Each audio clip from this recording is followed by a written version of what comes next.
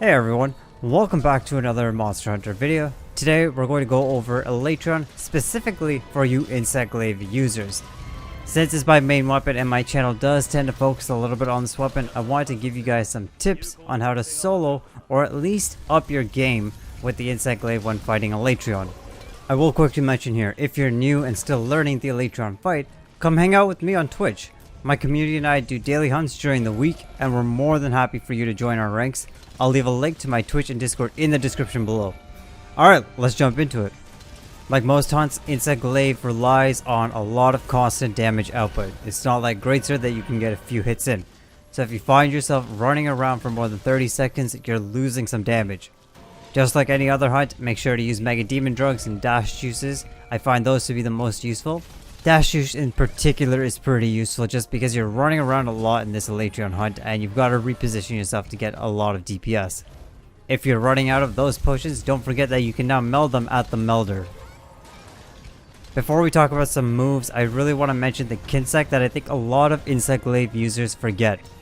Make sure your Kinsect is using an element that is a 3-star to the monster, so either ice or fire depending on your Alatreon version. This Kinsect has saved me so much time with the DPS check, and it enables you to focus more on damaging rather than worrying about the DPS check. Throughout the fight, keep your Kinsect charged. This is also highly important as it boosts your element damage. The type of Kinsect really doesn't matter. Sever or Blunt, Para, Poison, Blast, they aren't really effective against Alatreon. I'd actually recommend using a healing bug if you're just learning the fight. It's super useful, it can save your life, and you can take off a healing augment on your weapon and replace it with element or attack. The last thing I want to mention about Kinsects is that I would use Crystal Bursts to charge your Kinsect. They last a little bit longer than stones, so you don't need to worry about recharging your Kinsect every so often. And you can find them at the start of the quest on the ledge to the right before going down. Next quick tip I want to talk about is keeping him enraged. Whether you have Agitator or not, it's actually really helpful because his enraged moveset is actually quite predictable, giving you the upper hand in knowing when to output your DPS. Throughout this hunt, most of the time you're actually going to be weakening or tenderizing his parts as you enrage him. So we'll talk about that next. Most hunts that I do, particularly in solo, I will go in with Rocksteady and just do a triple turn on his head and then tender his head right at the start. This is particularly useful since it both weakens the head immediately in the hunt and enrages him, enabling my agitator, so I get full max DPS right from the start of the hunt. Another way you can do this is to wait for a big opening at the start and do your initial first weaken, then find another opening to do the triple turn and tenderize. This helps you actually down the road because when you do this, you're actually over tenderizing at the start, so the next tender throughout the hunt is quick to accomplish. For the rest of the hunt, anytime he de-enrages, just do the triple turn and tenderize.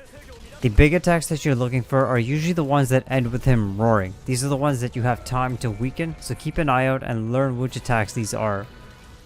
Additionally, with the Insect Glaive, staggering Alatreon doesn't happen too often, so when it does, use these moments to weaken the parts. Tenderizing is super important with Alatreon for the DPS checks, and the DPS you obtain is much greater than the 2 extra hits you'd get if you didn't spend the time to weaken. My next tip to keep in mind is when you actually hit a DPS check, he falls down with his large animation. This is a perfect chance for you to do several things. Number 1, buff up your Kinsect again. It's a safe chance to do this and keeps the damage up. Number 2, damage him. Actually hit him with your downward thrust, and I'll talk about this in a moment. Number 3, weaken his head. Stop yourself from attacking until he gets up and learn to clutch claw right before Alatreon gets up. When he does, he actually has a big roar, which as I mentioned is a perfect time for you to tenderize. Now, speaking of big moves, Alatreon has a lot of moves that leaves him wide open. Use your downward thrust attack as much as possible in these. Openings like the area lightning attack, right after he switches from dragon mode, any laser attacks, his walls of lightning, and of course any knocks. One particular thing I will talk about, the area lightning attack in particular, you must watch out because there is always a lightning under Alatreon's chin, but it's either at the very start or the very end of his attack. So don't do a downward thrust immediately when he uses this attack. Wait a second and then do the thrust.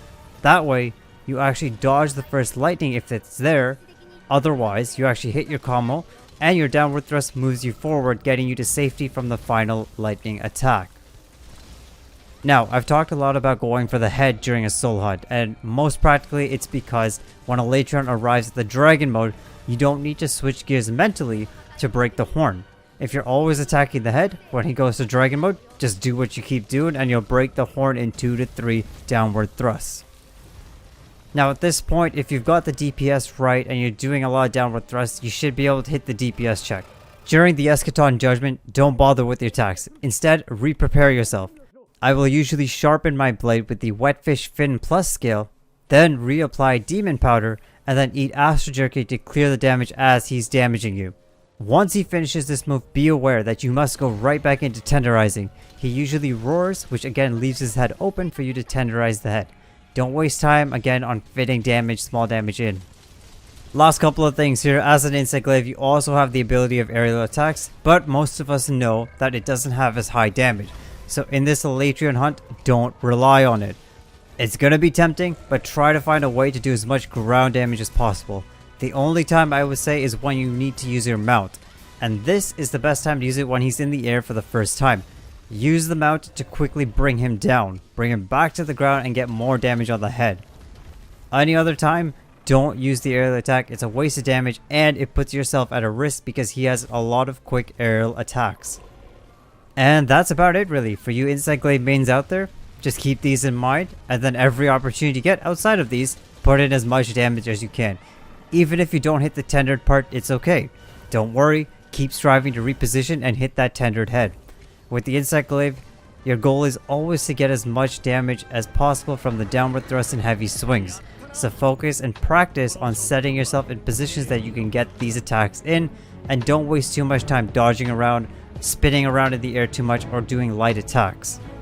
So yeah, my fellow insect glaive mates, I hope you guys enjoy the hunts. I love Alatreon. If you want to come hunt with me, visit me on my Twitch page in the link in the description below. Other than that, we will see you in the next one. Ska Sensei is out.